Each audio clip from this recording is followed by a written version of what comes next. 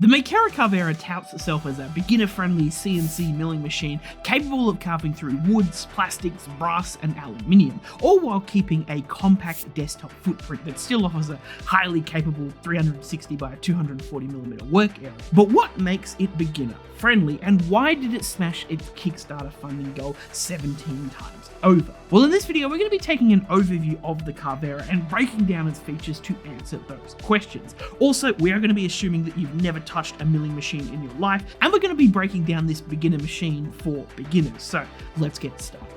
Over the last few years, there's been a bit of an arms race to take complex desktop machinery that once required a great deal of experience to operate and simplify it to a point where it's as plug and play as a household appliance and just as easy to use. Companies like Bamboo Labs have been playing a big part doing this to the 3D printing space. Xtool is currently trying to do it to laser cutters, but there is a third horseman of this complex desktop machinery, Aproachable, CNC mills, which are easily the most involved, most unforgiving, and least beginner-friendly of the three. And that problem feels like what the Makera is trying to solve with the Carvera. Now, it's not as easy as using a modern 3D printer yet, but it's getting close. So what do you get with the Carvera, and what does it actually mean in terms of the beginner user experience with this thing? First of all, the biggest flex of this machine is the auto tool changer. At the time of making this video, the Carvera is one of, if not the cheapest CNC mill you can buy with this feature. It's got 6 tool slots that you can load your milling bits into, and the machine swaps them out as needed during the cutting job. Really simple. Without this, you would need to manually get in there and, use a wrench to swap out the bit and then re-zero the Z-axis every time.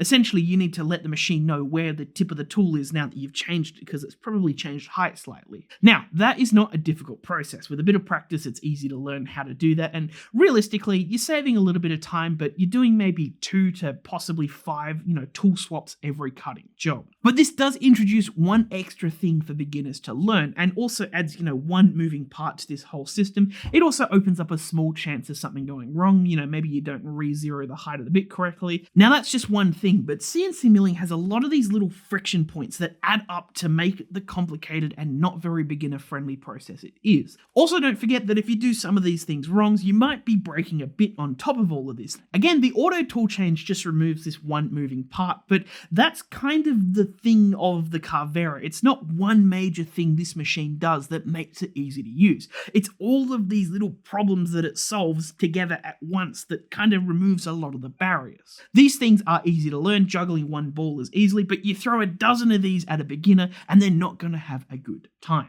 For example, in the tool changer, there's also a wireless probe that the machine uses to tap the surface of the material to perform auto leveling. Even if the material looks flat, it's probably not going to be, and this probe gets an idea of how flat it exactly is, sort of like what most modern 3D printers do with their auto bed leveling. This is going to help you with, just general cutting and engraving accuracy overall, but if you're making PCBs, this is going to be a massive help, as during the process, you're only going to be milling, a tiny thin little layer of copper off the top of the board, and any alignment issues will make you mill too deep or not deep enough on this tiny thin little layer. The Carvera also has some nice bespoke kits for PC manufacturing if that's up your alley, and with a bit of ingenuity, you can also mill 2-layer PCBs as well. Also, just a nice little touch on that wireless probe, it's got a little laser pointer on the end that it will use to trace out where it's about to cut. This is, really helpful for seeing if you're going to run a tool through a clamp or somewhere it's not meant to be by accident. Related, but don't mix them up, the Carvera also comes with a proper 2.5 watt diode laser module, allowing you to do things like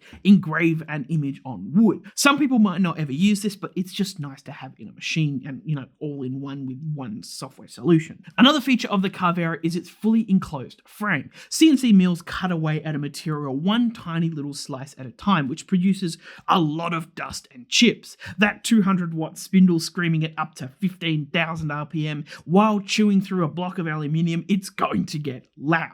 The Carvera has a fully enclosed frame with a big ABS polycarb lid and seals to help keep all of this inside. The mess largely stays inside, and we usually see about 65 decibels thrown around in terms of loudness. It's also got a dust collector inbuilt into it. Any CNC machine you will run probably needs a dust collector, both to help with preventing dust and mess, but also to give you a cleaner cut. Long story short, when you cut away a little chunk of your material, you want it to be ejected away to somewhere else. A lot of reasons for this. 2 too much for this video, but a dust collector helps here. Most mills have an external vacuum to achieve this, but having one inbuilt into the machine is nice and it's suitable enough for most jobs. For our use case, we did opt for the external Makera Cyclone as we think it just kind of helps with dust suppression a bit better. We really, wanted to keep our workshop really clean though. Regardless, with the enclosed frame and inbuilt dust collector, it means that this machine isn't too messy and can be run inside like other desktop machines you might have. You don't need a dedicated space in the shed for it or something like that. While we're talking about frame stuff, the Carvera's Gantry or motion system is pretty darn good for a desktop machine. Essentially, it's using something in the more industrial tier, and it's a big step up from the belt systems and whatnot that you would find in cheaper kit machines. Additionally, it uses closed loop servo motors to drive the X, Y, and Z movement. In other machines that don't have this, if the cutting bit is pushed too hard or maybe it meets a bit of resistance somewhere,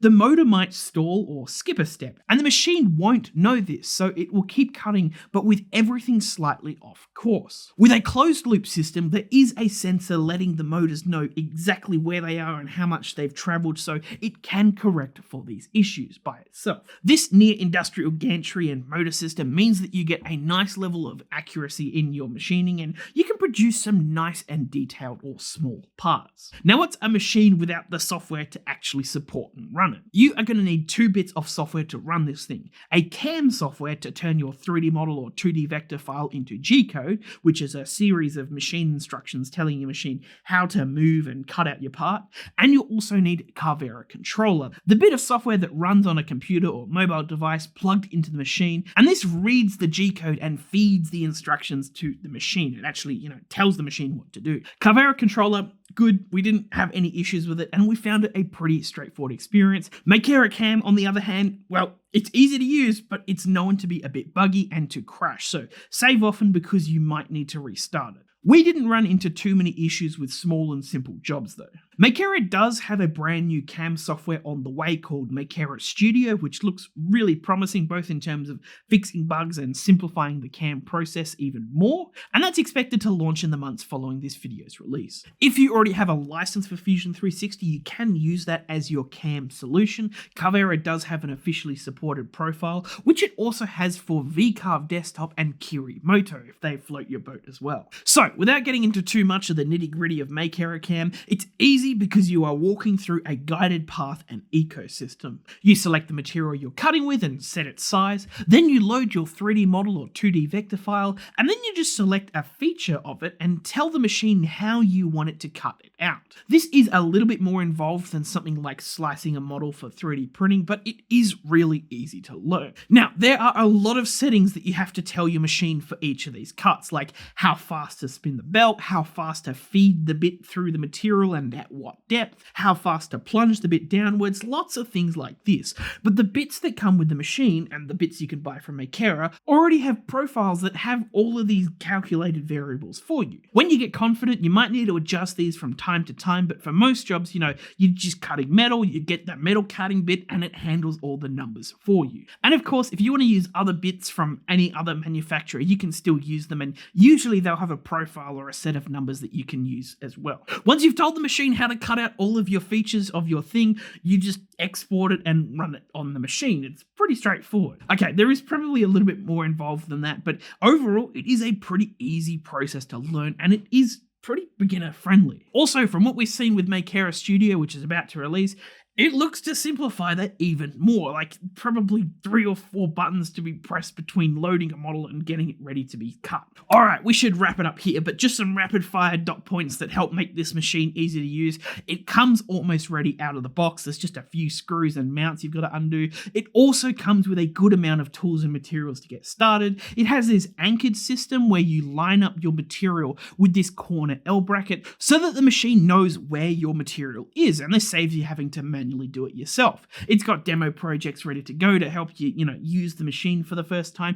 And probably one of the biggest things that we've omitted till now, Makera has a ton of tutorials online on how to use the machine and their software. So it is possible to teach yourself how to use this thing. Yes, again though, it is not as simple as using something like a modern 3D printer, but that's because, those have gotten incredibly simple. But it is riding this wave of beginner-friendly machines, and I think it's gotten CNC machining to the point where where an absolute beginner who's never touched it at all in their lives can get going if they are willing to learn. For comparison, in terms of difficulty, I'd probably put a modern 3D printer at a 1.5 out of 10 on the how hard it is to learn scale, a modern desktop laser cutter probably at a 3.5, and a Carvera, I'd probably put that at about a 4.5 out of 10. However, a regular desktop CNC machine that isn't trying to ride this wave of beginner friendliness, I would probably put that at a 7 or 8 out of 10. And I think that is a good idea to end this whole video on. CNC machining is not the easiest process, just due to the inherent nature of it. But this is about as easy as it gets.